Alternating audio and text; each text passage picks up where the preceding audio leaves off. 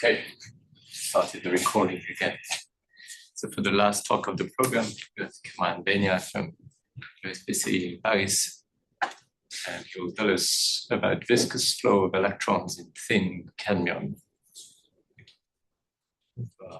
I'll understand better why cadmium is bad for us at the end of this talk. Okay, thanks to Blaise for organizing this workshop, and thank you for being present for this last session. I am going to present a work.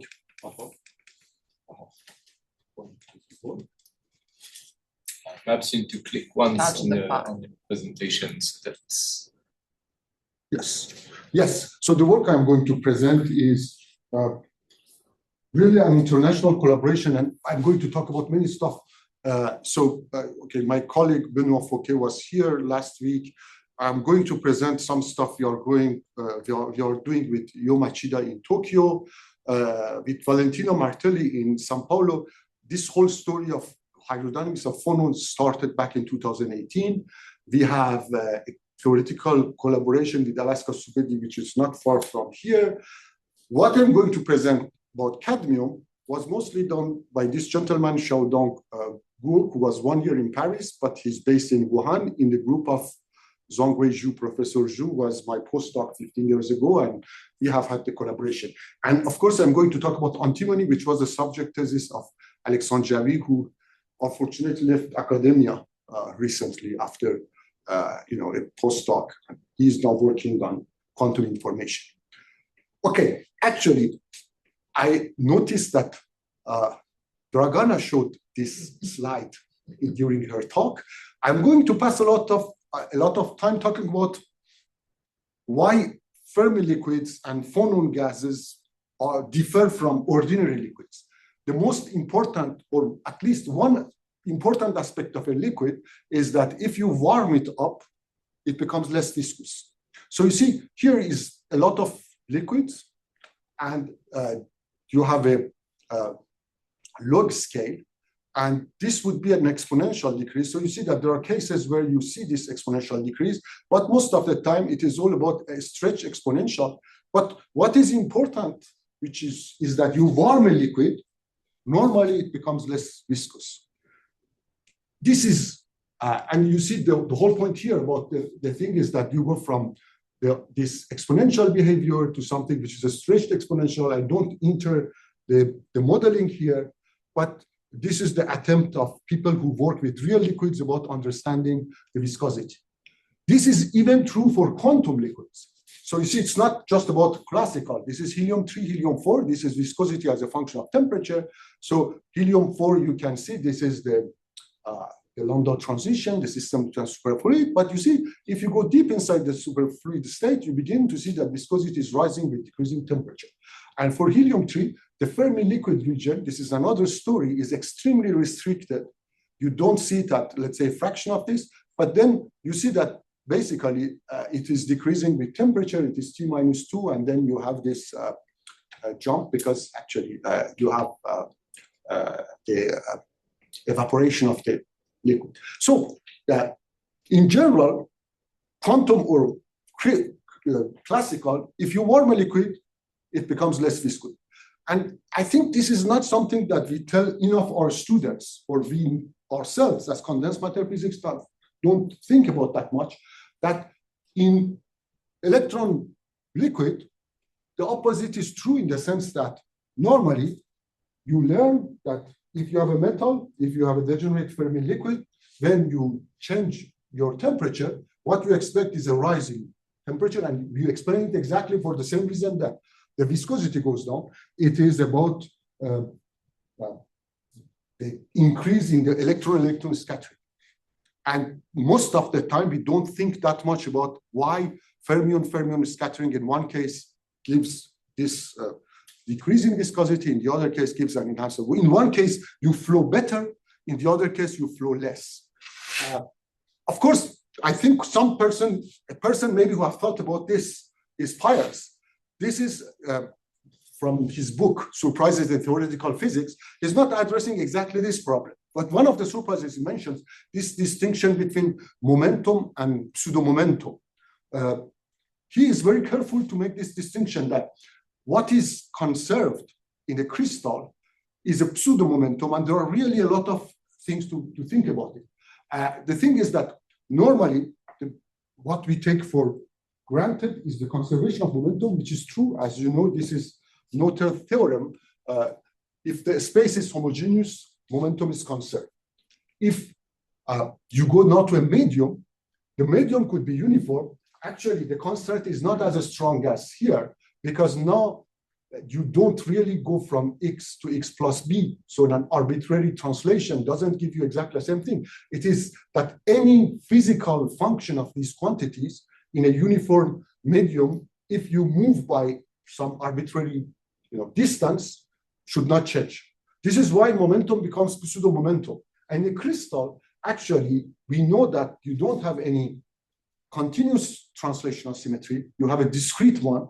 And then pseudo momentum conservation exists for 2 pi over b.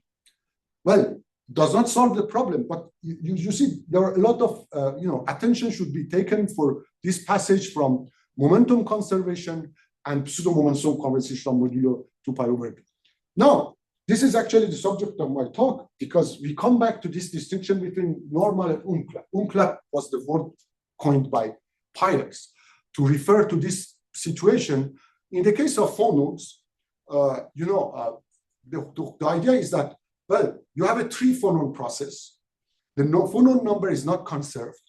And if you take a 3-phonon event in which Q1 and Q2 give rise to Q3, pseudo momentum is conserved. This is not really true momentum. This is pseudo momentum of phonons. It is conserved. And normally, you don't produce entropy, and you don't lose pseudo momentum.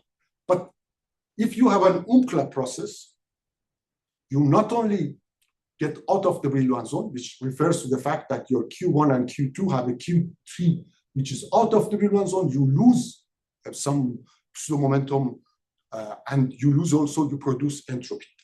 The thing about this is that this is very much depends on temperature. If you go to low temperature, actually you can get rid of these guys, because umklapp becomes rare. The same story holds for electrons. This time the story is different. The number of electrons is conserved.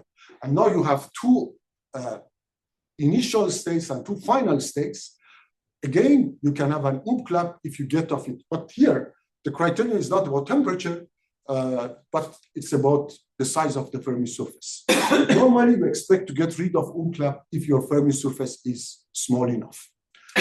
I'm repeating things which are known, but these things, again, are on a fragile basis, because experimentally, actually, we have seen this T-square resistivity surviving in context where, according to this scheme, it should not be there. And for all these reasons, this requires some attention and revision.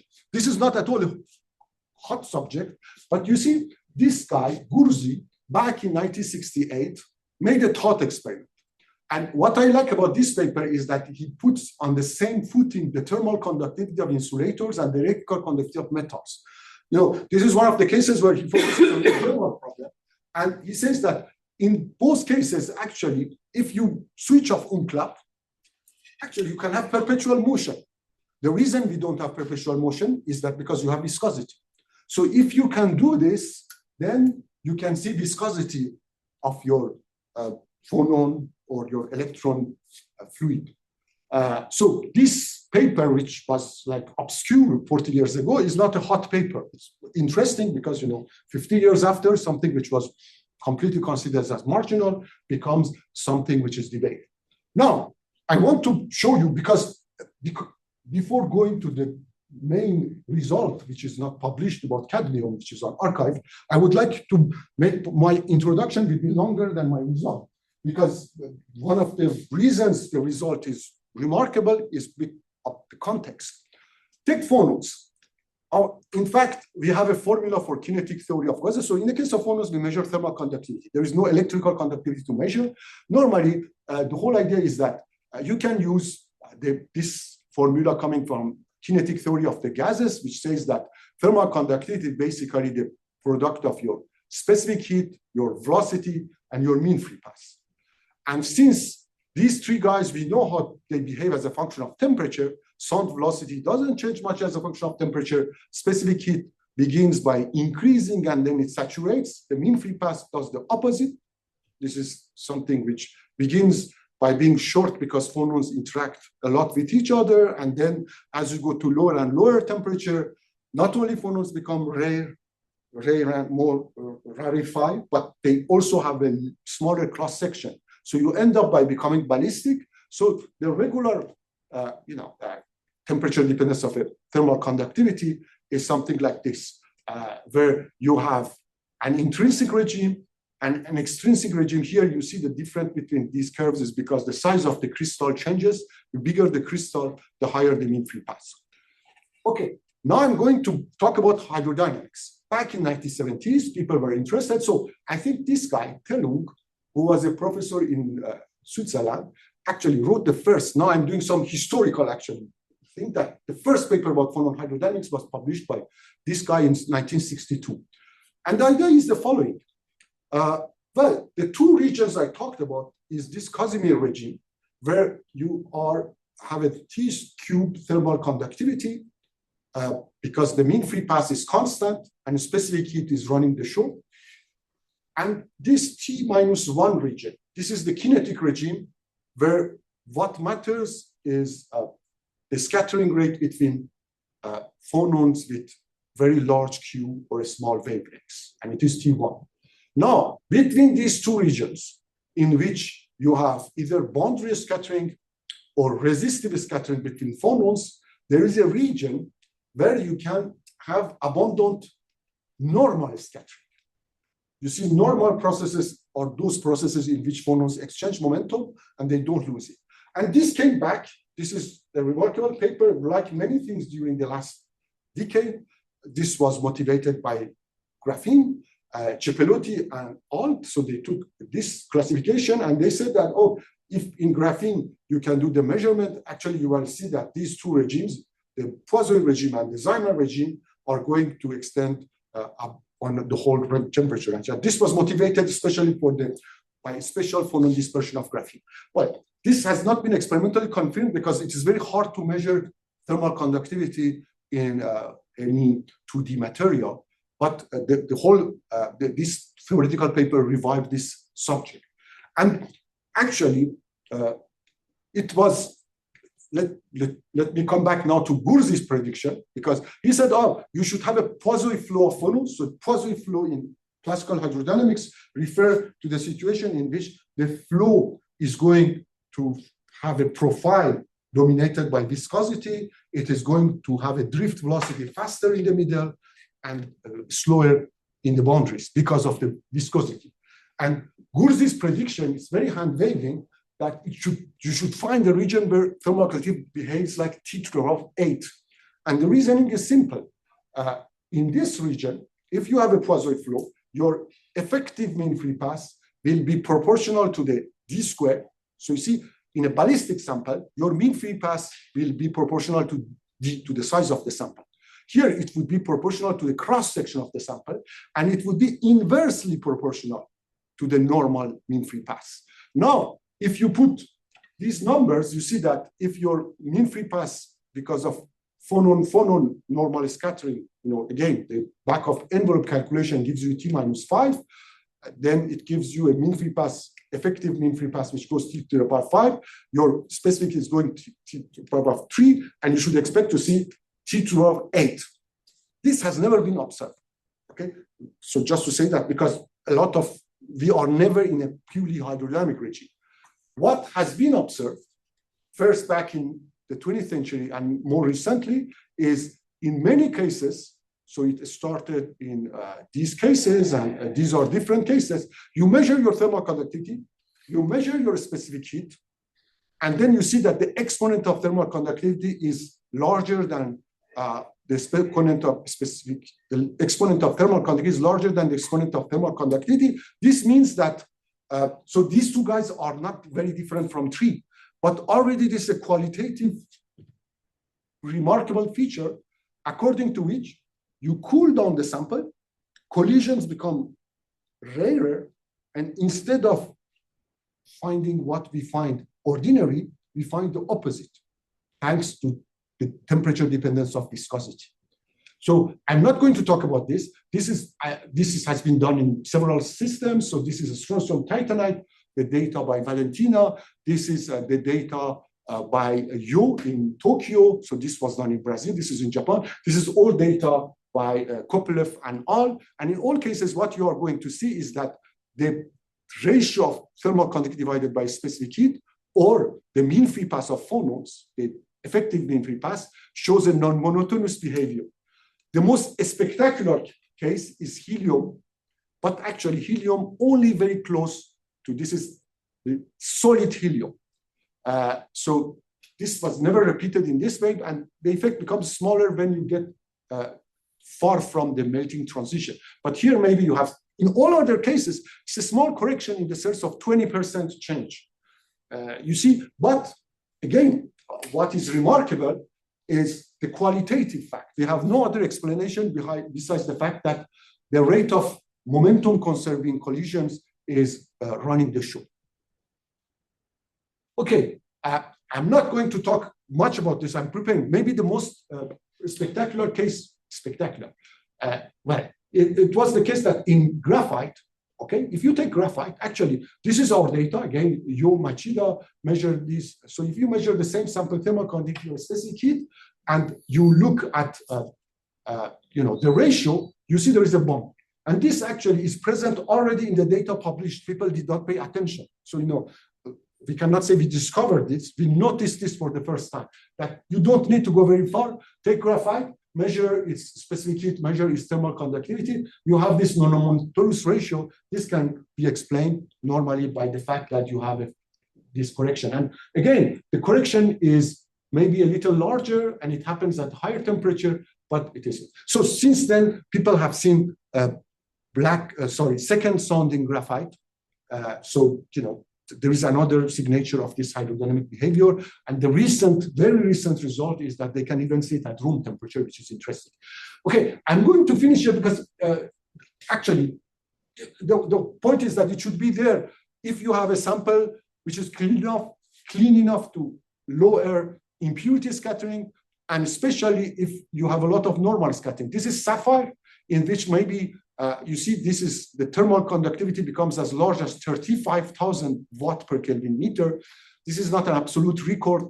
Isotopically pure diamond conducts better. This is ruby. You can see that the presence of impurities in ruby is sapphire with impurities, doesn't change much here and here, but changes thermal conductivity by many orders of magnitude. Here we were happy because we could see both Zeimer regime and Poisson regime. And just to mention that DFT calculations by Alaska Subedi can explain this.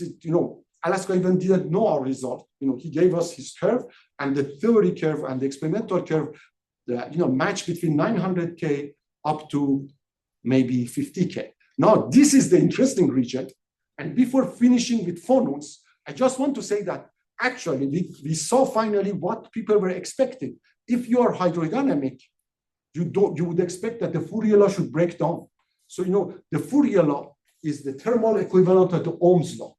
It says that if you have a heat flux, you have a temperature gradient, these two guys are proportional to each other, and this proportional ratio is called the thermal conductivity. And when we conceived this experiment with Yo, we didn't think that the result would be so spectacular. The idea would be, instead of putting one thermocouple, you put 4 thermocouples. Okay, like this. This is really an experiment which could have been done 40 years ago. It's just that this was not what people were looking, and people were not sure that this is going to happen in something like sapphire. And I'm just going to show that. You see, in the kinetic regime, you see that if you look at, so what I'm showing here are temperatures at different points of the sample as a function of place of this thermocouple, and the different colors correspond to different powers. You see that there is a small deviation, but basically it is linear. This small deviation is basically due to the fact that the thermal conductivity is temperature dependent. So if you put a larger power, you get a little out of linearity. But Fourier law holds both in the diffusive regime, in the ballistic regime, and in the diffusive regime, kinetic regime, if you wish. But in the hydrodynamic regime, you can see that there is a strong nonlinearity, which suggests that Fourier law doesn't matter. And even you see for this temperature and this temperature that we have a negative thermal conductivity. Locally, this guy has a temperature which is higher than this guy, even if the heat source is closer to this. And actually, this is something which was predicted, because this so-called Guyer-Krumm-Hans equation conceived back in 1960s predict that you have two terms, and if this cylinder is larger, we can have a backflow. Very recently, this has been also predicted by Mazari group, again, working on the viscous flow. And this is something also, you can call it a phonon convection phenomenon. You see, if you think about, fluids, think of weather, we have a lot of transfer of energy, which is not diffusive, and basically this can happen in a phonon gas. What is surprising is this is a rather simple experiment. This is not an expensive experiment.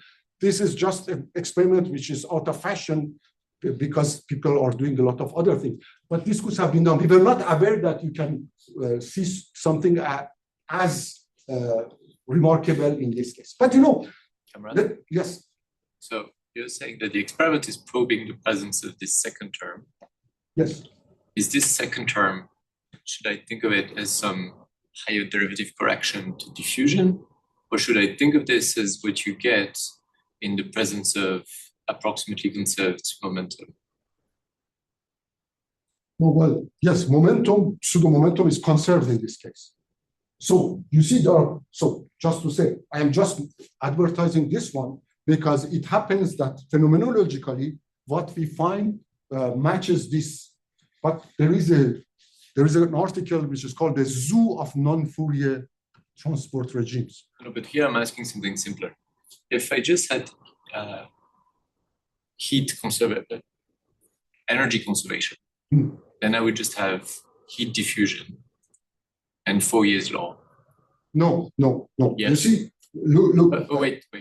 And so now you have this extra term, which you call hydrodynamic.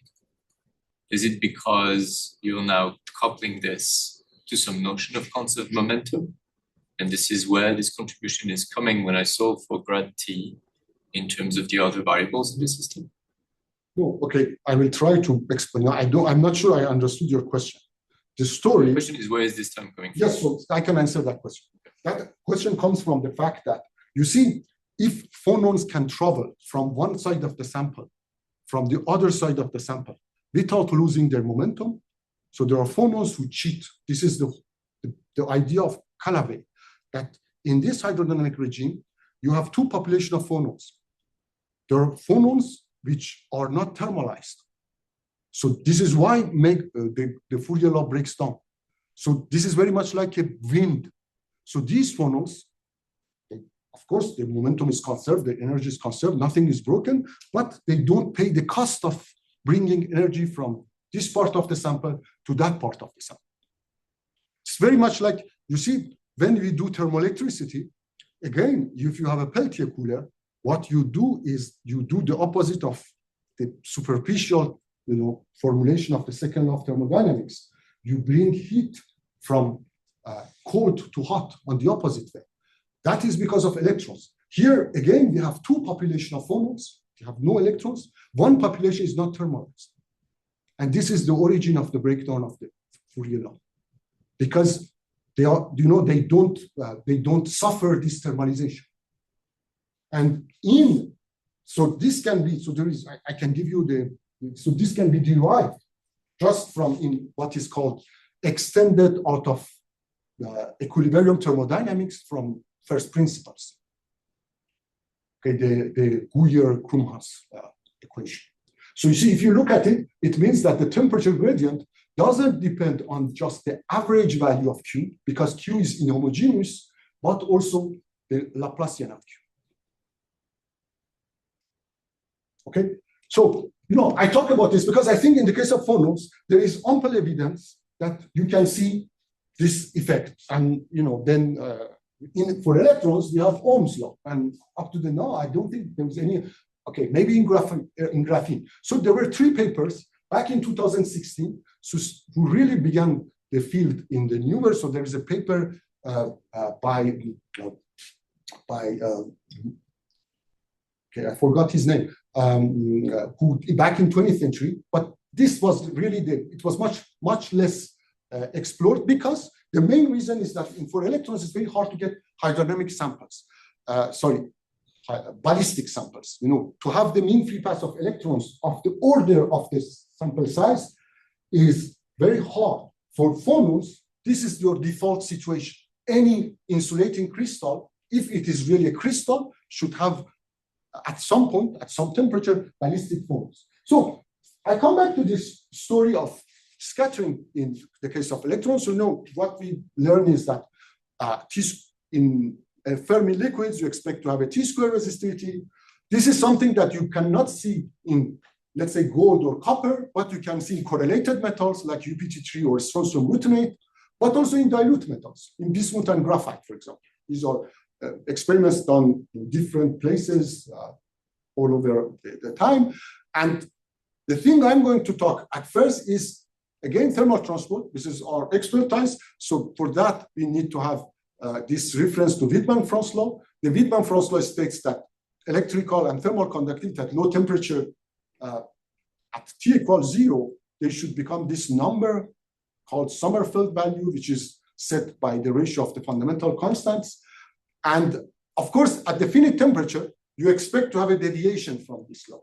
But it is important to see that this is a deviation in the sense that, so I'm showing 2 different papers where people looked in tungsten and cerium, rhodium, indium-5, how resistivity, electrical resistivity, and thermal resistivity defined in this way have T-square behaviors. As you can see, the intercept is the same, but the slope is different. And this is something understood, in the sense that the easiest way of thinking about this is that if you are transporting energy, it's a scalar, so you average for all scattering angles in the same way. If you are transporting momentum, you have a vector, and it depends if you have a small angle scattering or large angle scattering. In that sense, actually, your resistivity is less, electrical resistivity is less affected by small angle scattering than your thermal resistivity. Okay, the whole story is that, so we began by looking at WP2. So this is just to say that, for example, in tungsten diphosphide, Widman-Franz law is obeyed. If you do your experiment carefully on a crystal, this was done on a very thin sample, so they could not recover. But you can see that you can have extremely important means less than 10 by a factor of 4 or 5 deviation from Widman-Franz law at intermediate temperatures. Okay, why all this matters? Because again, I come back to the other framing. We still should explain how close or how different are helium-3 and metals.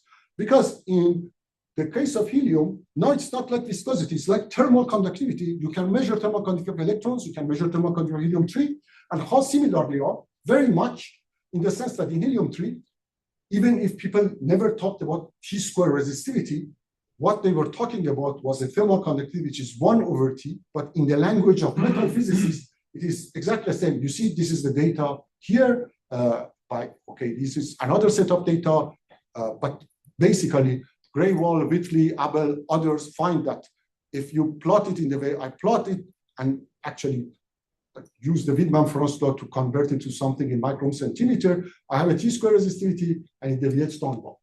And you see, there is something called Kadowaki-Woods plot, which relates this T-square resistivity prefactor to the specific heat, the Sommerfeld coefficient, the linear specific heat.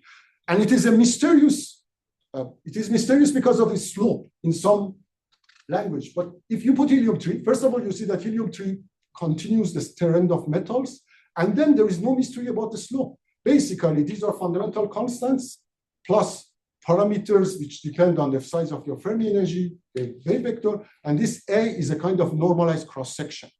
So it becomes much more, affordable to tackle basically the larger the density of states, the larger would be the collision cross-section and the larger the response. So there are commonalities.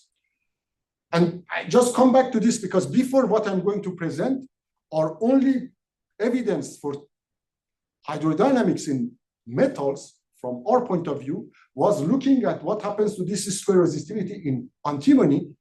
And what we found that in antimony, where you have almost ballistic crystals, if you look carefully at this T-square term, you will see that this ratio of the two conductivities, B over A, changes with sample size. The larger the sample, the higher this difference. And this was something which was predicted theoretically, actually, by Vignal and Principi in this paper. And we use this size dependence of momentum conserving collisions as a signature of hydrodynamics. So this was the work by Alexandre back in the day. So now I'm going, all of this was introduction. You see, just to say that in the case of phonons, you can see a correction to the diffusive picture. In the case of electrons, we have some indirect evidence that normal scattering matters, because when you go to ballistic samples and you derive this electron-electron scattering term, you see that size matters. The result I'm going to show, which is not published, it's on archive, is about cadmium. So most probably, yes, Blaise said cadmium makes headlines because it is toxic or not. Actually, I don't know if you have paid attention to this curiosity in the periodic table. Copper, silver, gold are noble metals. These are transition metals. We should know that these guys are the closest we have to free electron gas. And of course, you see that it's all about an s electron, which is out. It's a transition metal, but the electrons, you can forget it. It's the curiosity of chemistry. You have just one electron here. Now, zinc, cadmium, and mercury is just the neighboring column. These are also transition metals. Also here, the d electrons don't play a role. The difference is that here you have a single s electron, but these guys are compensated. And one of the interesting things about this is that actually the structure changes. You see, these are very details. These guys are FCC, phase center cubic crystals. These guys are HCP. HCP and FCC are, in both cases, you have 12 neighbors, but in this case, you have a C-axis preference. So why I'm talking about that? You know that mercury is distinguished because it has, it is liquid at room temperature. Cadmium and zinc are solid, but all these guys have a strong electron-phonon coupling just because they are very close to some structural transition. And actually, the cis-axis anisotropy in the case of cadmium and zinc allows SPZ hybridization. And this is actually the bond structure calculated by Alaska. When Alaska did this calculation, I said, Alaska, do you understand that this is a semi-Dirac dispersion? He said, what? Yes, and of course, we highlight this, that actually there is a gap. So the Fermi surface can be calculated. This guy is not really an ellipsoid. So you can see the bond structure is complicated. There are a lot of details. So you see, this is an element. But if you look for complexity, you don't need to mix up. The thing about this is that it is extremely pure in the sense that if I look at a thick sample, 114 micron centimeter, look at the resistivity, it is expressed in nano-ohm centimeter.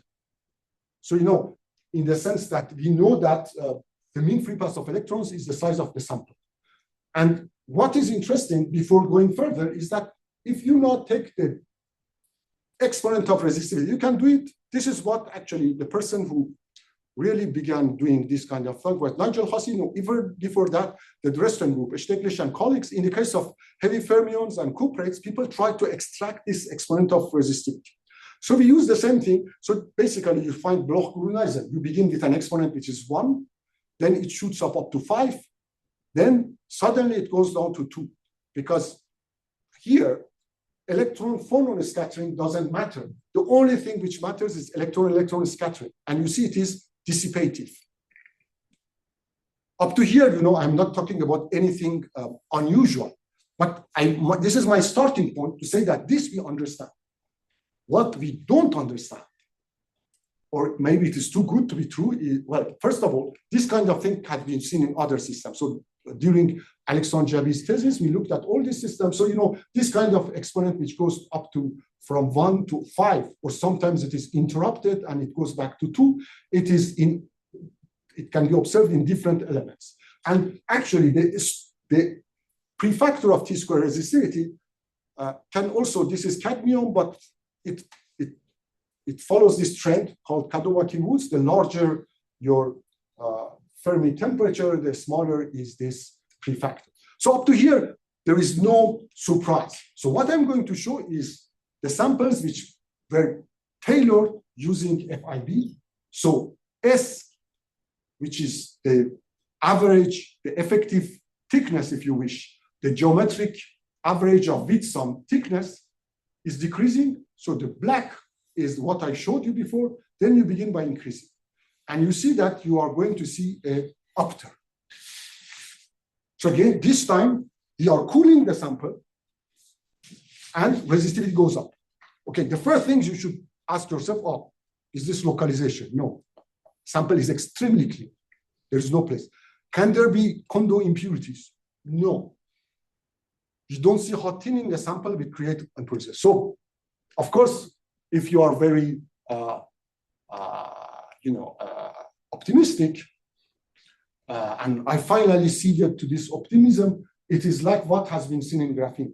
Because the only case in which people have seen some kind of upturn at low temperature is again a correction which is of the order of 10%, 20%. In our case, it is comparable in amplitude in graphene. And of course, this was used to extract viscosity.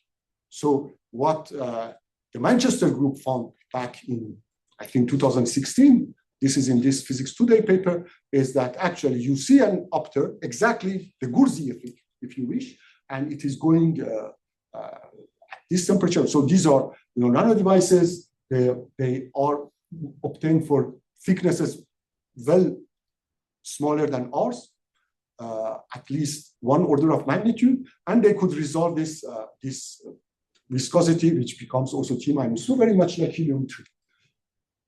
Okay, what's happening? So the way we try to analyze our data, this is the main point, is that, okay, we have a T-square resistivity, at least for the thickest sample. If we begin by looking at thinner samples, we see that this T-square resistivity is there, but it is disrupted, interrupted, if you wish, by this upturn. But if you just take the intercept of T-square resistivity, you still have a size dependence, which makes sense because even in the diffusive ballistic picture, there is a size dependence. It's just proportional to the mean free path is proportional to the sample size. So if we plot resistivity as a function of the inverse of sample size, we expect to have a linear dependence. So let's first take this out. And this is, so we first get rid of the size dependence, which is trivial. Trivial in the sense of it is just set by the Fermi surface. The problem is that this size dependence depends also on a specularity of the surface, which we don't know and we cannot measure. But we can imagine that there is a parameter P, which is between 1 and 0. If you put something reasonable of the order of 0.3, it works. And then we can extract what should be an extra conductivity. What is nice that when we subtract that, now in the thin samples, not only we see 5 and 2, which was the diffusive picture, we begin by seeing a resistivity which is -2. Means conductivity is proportional to 2. So it happens at very low temperature, but you see it comes close. And if we plot our delta T, delta sigma as a function of temperature and size, we see that resistivity follows T-2, conductivity follows T-2. This is really the Gurzi effect. It looks like we have a region in which we can extract our momentum conserving time scale. And you see, at least for these 3 samples, where we are at the peak of the effect of the order of between 10 and 20, there is something which doesn't depend on thickness. It means delta sigma is proportional to S squared, and it is T squared because the momentum conserving time is going to behave like T-2. So it looks like finally in a 3D system, we can see what people have seen in graphene. So should I think of this as a case where the resistivity is controlled by the momentum relaxation rate, which within hydrodynamics is itself controlled by shear viscosity, which in turn is controlled by the tau momentum conserving? Yes. Is that the chain of thought? This is the chain of, yes. Yeah. So each of, you see, yes, this is, all of them are some, this is some assumption, but at the moment, there is the only idea on the table to explain what we are seeing. But you will see that the details matter, because, yeah, this is what you see, because there are numbers. The first thing that I want to mention is that we lose this when we go thinner. So this was the thickest sample. Then you see you continue to thin the sample. You see that the size dependence continues, but the upturn is lost. So we really look like our hydrodynamic regime is not only limited to a finite temperature range, it's also limited to a length. If you make the sample too thin, you become ballistic. You go diffusive to ballistic. All of this looks exactly what you would expect. These are sanity checks, if you wish. Now, if you want, so we can again take our momentum collision rate using this delta sigma and find it. And this is how it compares with graphene, for example. We are at a much lower temperature than the regime they are looking at. We are not at the same length scale. And you can put, okay, this is dynamic viscosity. So we can do it because here we have a mass. You see, going from kinematic viscosity to dynamic viscosity, you need to know the mass density. And this compares with different systems. You see that these are different systems we were talking about. And now, if we compare with, let's say, graphene, the problem here is that we are in a multi-bond system. And we have so helium-3 has a spherical Fermi surface. So there is no mystery about this. Graphene, besides the fact that you have several valleys, you don't have, single layer graphene there is no ambiguity about how to relate these guys. In the case of cadmium, the calculations suggest that the Fermi temperature of the main bond is 35,000. So immediately, this cannot give you such a rate of collision rate. This Fermi energy is too big because in the first approximation, your collision rate is proportional to your collision time is proportional to the Fermi energy. Your collision rate is the inverse of the Fermi energy. So the only possibility is that there is a Fermi energy which is much smaller than this main Fermi energy. And this is what, again, the band calculations suggest. The Fermi surface of cadmium is complicated. So cadmium in historical quantum oscillations physics is well known because magnetic breakdown happens at a very small fields. At sub-Tesla, electrons change their orbit, jump from one orbit to the other. Now, the recent calculations by Alaska suggest that actually what is called a monster, so these guys have names. They call them monster, lens, and cap, the three different pockets. Now, if you look at the K point, you see that actually your three monsters at different Brillouin zones want to touch each other. And actually, this is the guy which has a Fermi energy as small as 5K. So of course, you can say, at this level, can you trust the FT? The answer is no. But the only thing is that if you have such a mess here, this is the band structure here, there is no way to avoid the fact that you are going to end a small Fermi energy. The problem, so you see, these are the calculations of the Fermi energy. You go from 3 electron volt to 15 micro electron volt, and the magnetic down frequencies occur as sub-wave. This is where we are. So Andy Lucas, who was here, and we did not meet actually because I was not in Paris at that time, has a theory linking the shape of the Fermi surface, because this idea that the collision rate between fermions depends on energy neglects geometry. Geometry can matter, but the geometries considered by theorists are simple geometries like a polygon versus a circle. Here we have something which is, I don't know, I am not going to call it fractal, but it is something which is very complicated. Let's put it in this way. Actually, we are not even sure that this is true. At the moment, this is where we are. The question is, does this happen in other cases? One candidate would be zinc, but you see, elemental metals, which are out of fashion for a long time, allow you to study mesoscopic physics at the scale of, let's say, a few tenths of micrometers. They are very pure, but they need an attention to details. You see, this is hard. But for the moment, we don't have any other explanation of the effect we are seeing. So I think, the other thing that I should mention is that, you see, this is actually a fundamental question. I don't know what is the answer. Imagine you have two fermion reservoirs. Each of them has a degeneracy energy, a Fermi energy. But these guys can have corridors, bottlenecks between them with much smaller energy scale. But how to quantify the inter-value scattering is something that, again, as far as I know, I have not seen anything quantitative about this in scientific literature. So with this, I want to end my talk. So it looks like that there is, Gurzi's idea was correct in the sense that there is a finite temperature window in which momentum conserving collisions dominate, and you can see interesting stuff. This is interesting to say that I am still, if you look at the thermal resistivity, so this is about not conservation of momentum. This is about production of entropy. You see, when you measure thermal resistivity, you are interested in the fact that collisions can produce entropy. And it looks like there is no difference between metals and helium-3. They scale together. If you look at it from that perspective, there is no surprise that dilute metals like strontium titanate have a T-squared resistivity, thermal or electrical. And finally, the last observation is that in cadmium crystals of mesoscopic size, it seems that you can see a Gurzi regime in a limited window of temperature and size. Thank you for your attention.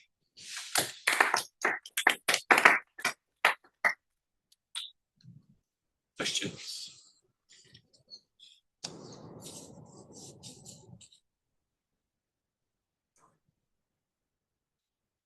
I have a question. So the fact that the momentum relaxing rate is controlled by the shear viscosity only. Momentum relaxing? No. Rate. Momentum conserving rate. The momentum relaxing rate. So if you, what I have in mind is this paper by Andreev, Kivelson, and Spivak from 2010 or 11, where they look at the effect of disorder on hydrodynamics.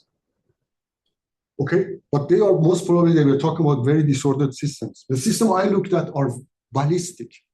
So you see, this is very clean. So Konrad Traum and Nicolas Chanier, they've showed that if you consider the effect of umklapp on hydrodynamics, you pretty much have the same physics with a few minor modifications as for disorder as far as the dependence of the scattering rate goes. So the essence of it is you have your hydrodynamic theory, and all you're doing is you're expanding around an equilibrium state, which is not homogeneous, but which has some spatial variation. Yes. And at this point, it doesn't matter whether the spatial variation comes from disorder or from umklapp. When that happens, then there's an effective momentum relaxation rate in the theory that just comes from the fact that your background has some spatial variation. And this is telling you that the momentum relaxation rate is controlled by the shear viscosity. But that's only when you have exact Galilean symmetry. As soon as you depart from exact Galilean symmetry, then this momentum relaxing rate is sensitive to both the shear viscosity and to the thermal diffusivity.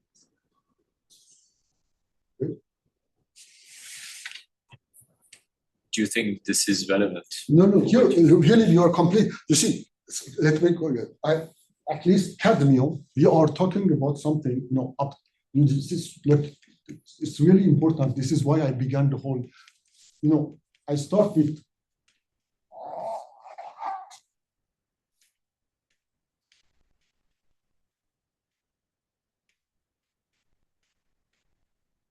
started with Umclap.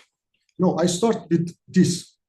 You see, at 100 micrometers, this system from, it's really important to see that we understand resistivity from here to here, in the sense that you begin by having electron phonon scattering, then phonons become rare, you become linear, then it becomes T5, then becomes T squared. And the only reason that the resistivity of this sample is finite is boundary scattering. So you see, rho 0 times S depends on carrier density. The only thing is that surfaces are not mirrors, so we lose something at the surface.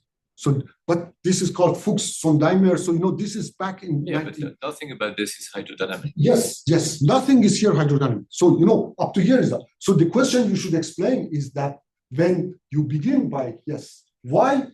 So, I don't see how this is why some suddenly disorder becomes important. It could be Umclap too. All I'm saying is that as soon as if you're in a hydrodynamic regime, then there are specific predictions on how you are. No, but what I don't understand is why disorders suddenly becomes important.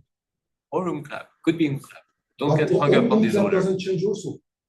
Nothing. The only thing which changes here is the size. This is why I'm talking about normal electron scattering and in small pockets.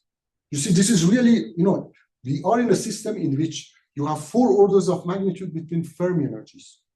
So all electrons don't have the same level. So maybe you can say, this is Umclap of the small pockets.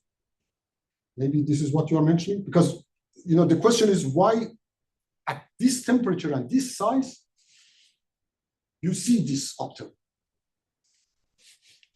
Let me put it in this way. In a 1-month picture, you cannot explain this. But maybe you can invoke Umclap electron scattering of the small pockets. This is maybe what you have in mind.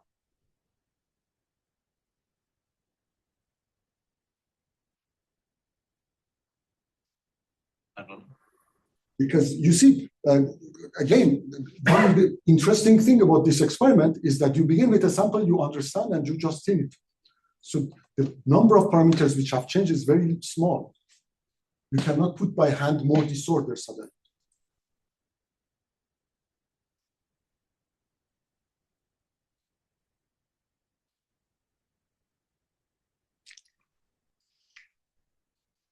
And you see, again, the reason I'm mentioning this electron normal scattering is that the numbers we get match.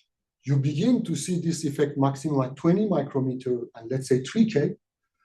And from other details, you find that this is actually the distance between 2 normal scattering between electrons of the small pockets.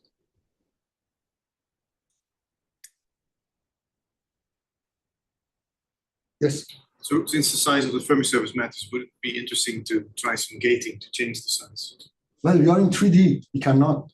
You see, being in 3D means that there are things that we cannot do that people on a 2D system can do, changing the number of carriers. On the other hand, you can do experiments that people cannot do on 2D. But, it's a good idea actually to go even further. It looks like this effect happens at thicknesses of the order of 20 micrometers, where it is very hard to put a gate and change the carrier number.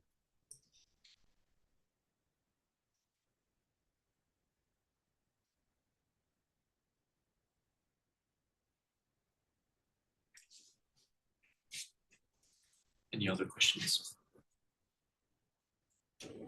If not, then let's thank Kamran again.